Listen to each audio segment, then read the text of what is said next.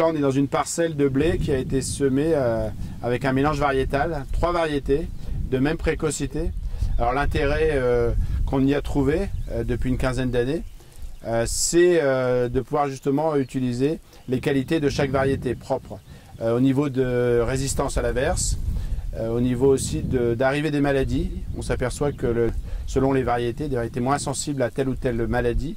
Et cette année, par exemple, sur l'exploitation, on a pu décaler de 15 jours le premier traitement. Cette année, on a fait 2 fois un demi-fongicide, donc on est vraiment avec une pression faible. Ce qui fait qu'on arrive à avoir des IFT sur blé en fongicide entre 1 et 1,5. On peut aussi limiter le raccourcisseur.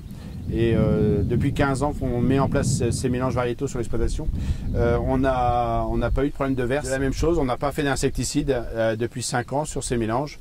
Là encore, grâce à une variété dans les 3 qui est barbu. La limite qu'on pourrait trouver à ce mélange variétal, c'est d'avoir une variété qui germe et qui donc déclasserait l'ensemble de la parcelle à cause d'une variété sur 3.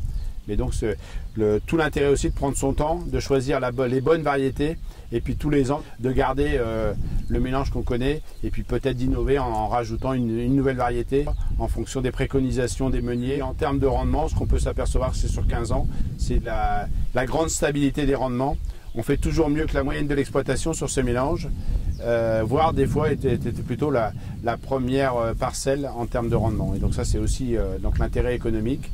La seule chose, c'est qu'au moment du semis, bien sûr, il y a des mélanges à faire puisque la coopérative nous livre les 3 variétés et on s'est équipé d'un outil de cône pour mélanger au mieux les 3 variétés.